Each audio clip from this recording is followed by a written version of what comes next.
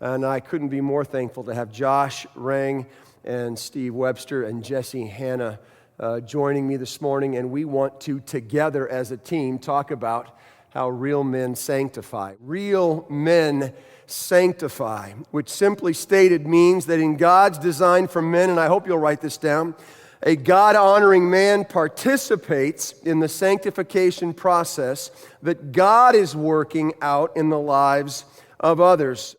We believe real men sanctify. They participate with God in the sanctification process. They sanctify themselves.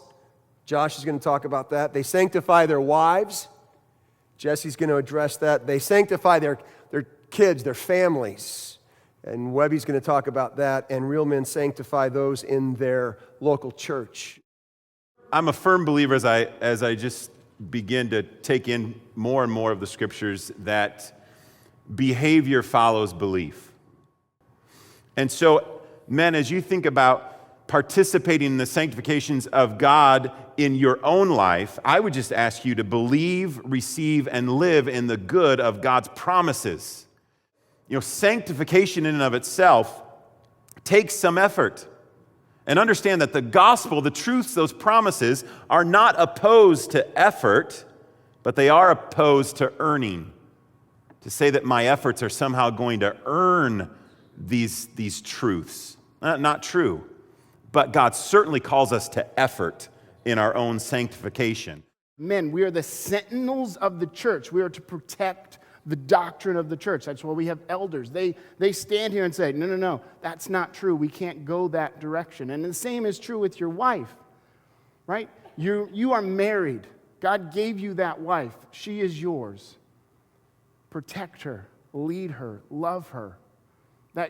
It sounds big, but really, here's a real practical way to do that. Next time you're together, you're hanging out, you're sitting there, whatever, ask her, how are you doing spiritually? And then close your mouth. She'll do the rest. Men, there are 4 things I would share and pass on to you. These are not rules.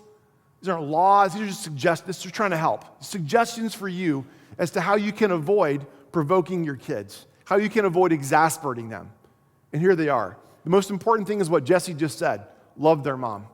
The second thing I would just encourage you is to praise obedience. Some of you guys grew up in homes where there was no praise. Because praise for a man means that you're weak. It was always the hammer dropping all the time. There is a time to drop the hammer. If your kids don't ever get disciplined, then the Bible says that they don't really know that you love them. So there is a place for discipline and for correction. There's also a place for praising them when things go right. Again, there is a positive and there is a negative side to the sanctification process. Pruning stuff away doesn't belong there. That's necessary. But when they do it right, tell them they do it right. Your kids should never be afraid of you in that sense. Number 3, say you're sorry. Those are 2 very, very powerful words because you're going to mess up as a dad. I have more than I can count. That's why I'm so grateful for living with a woman that's gracious to me. Say you're sorry when you mess up with your kids. It's important. It's significant.